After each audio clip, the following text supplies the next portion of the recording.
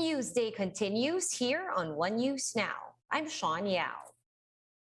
The Health Department logs another record-breaking number of new COVID-19 cases.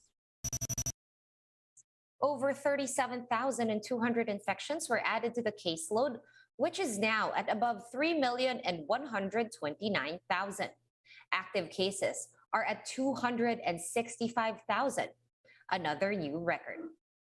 The virus killed 81 more patients in the past 24 hours, bringing the nationwide death toll to over 52,800. The COVID-19 fatality rate is now at 1.69%. Meanwhile, recoveries have surged to 2,811,000, with more than 9,000 new survivors today. 47.3% of some 81,700 tests recently conducted turned out positive, slightly lower than yesterday's positivity rate. 8 laboratories were not able to submit data.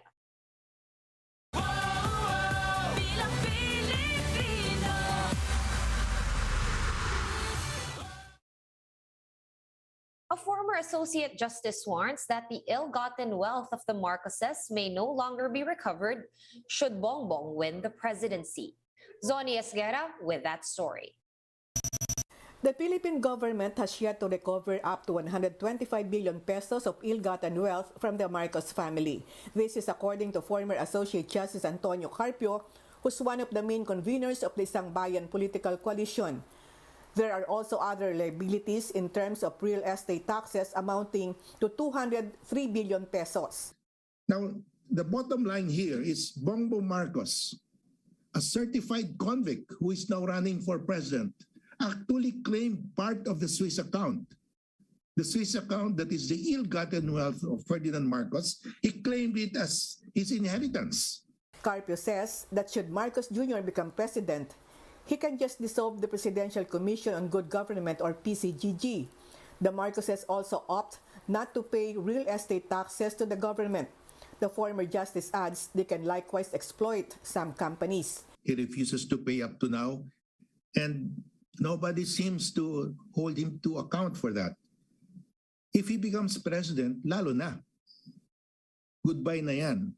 Former Ombudsman Conchita Carpio Morales also expressed disappointment over the narrative that the Marcoses don't have ill-gotten wealth. There has been this propaganda, and people believe it, that indeed the Marcoses did not have any unexplained wealth. We thought it proper to enlighten the public. Though many believe that the Marcoses are not involved in corruption, the Supreme Court proves otherwise. In the case of Luchenko versus Sandigan Bayan, Morales says two of the Marcos dummies admitted that they were ordered by former President Ferdinand Marcos to organize 23 dummy corporations, including Philippine Holdings Incorporated. Imelda has also admitted to court that the Marcoses are the beneficial owners of PHI shares. Carpio Morales wrote the decision in 2006. Despite clear and concise evidence presented by Carpio and Morales, Marcos Jr.'s camp has yet to fully comment on it. According to his legal counsel, Attorney Vic Rodriguez, they do not want to respond to the cited facts, which they describe as merely speculative. He says it's best to ignore the likes of Carpio, who he believes are merely throwing supposed nuisance petitions against the Marcos Jr. For News 5, Sonia Reyes Esguera, we are One News. Residents of a demolition site in Maragondon, Cavite found themselves in a standoff against policemen, that quickly turned violent. Here's the report.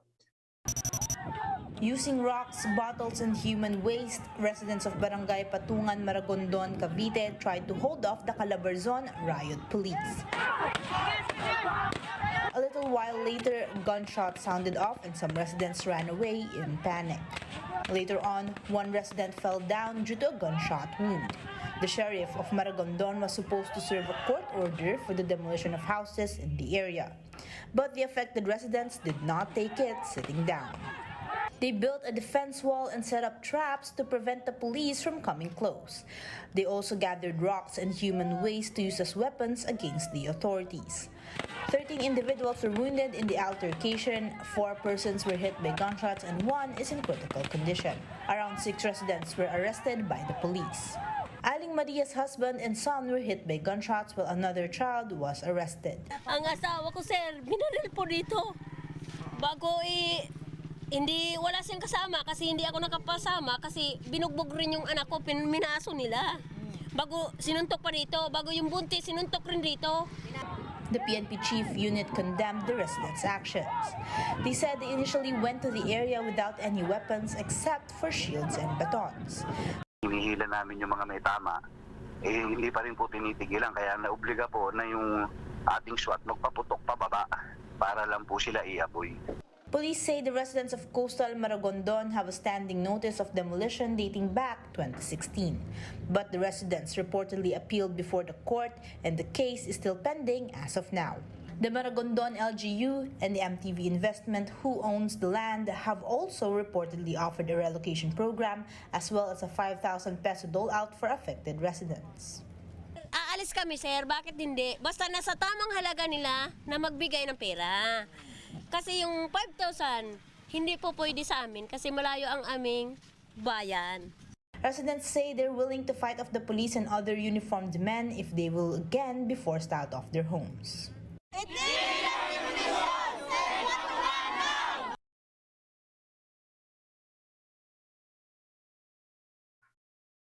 In other news, the Supreme Court has postponed the bar exams yet again for this year amid the rise in COVID-19 cases. The bar exams have been rescheduled to February 4 and 6. It was originally set on January 23 and 25.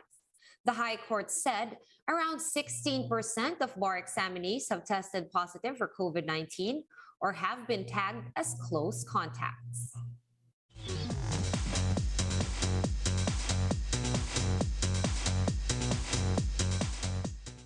Netizens are not happy with the exclusion of Kristen Stewart in the nominations for the Screen Actors Guild Awards. MJ Marfori tells us more. After the much toned down Golden Globes, the Screen Actors Guild Awards had some people scratching their heads after it unveiled its nominations. Mommy. One that stood out is the omission of actress Kristen Stewart for her heralded performance in Spencer. Stewart is seen to be a frontrunner in every major award-giving body for her take on Princess Diana. Instead, SAG nominates other big names like Jessica Chastain for the film The Eyes of Tammy Faye and Lady Gaga for House of Gucci, among others. Netizens took to social media to express their disappointment. Some say it is the biggest snub in the history of the award-giving body. Even a SAG's nominating committee member is also less than pleased. In a tweet, Larry Blameyer called the exclusion of Stewart, quote, a shame. Meanwhile, the films The Power of Dog and House of Gucci led with 3 noms each, followed by 2 for being the Ricardos, Belfast, Coda, and King Richard. The 20th SAG Awards is on February 27 at the Los Angeles Shrine Auditorium and Expo Hall. For News 5, MJ Marfori, we are One News. Let's now take a quick look at today's other top stories. The Education Department of Calabarzon has suspended classes from January 17 to 29 amid calls for a health break. This comes on the back of appeals for an academic break for teachers as more and more educators call in sick and test positive for the coronavirus. The World Health Organization recommends the drug baricitinib for severe or critical COVID-19 patients. Baricitinib is a known medication for rheumatoid arthritis. The WHO also recommends the monoclonal antibody sotrovimab for those with mild cases but are at high risk for hospitalization.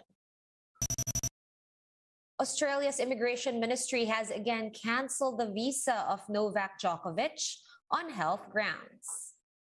The move reversed a court decision to release him from detention for being unvaccinated.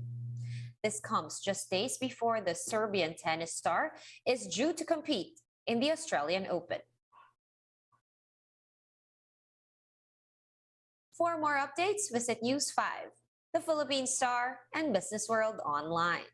Visit our website, onenews.ph, for more in-depth analysis. You can also catch One News on the Signal Play app.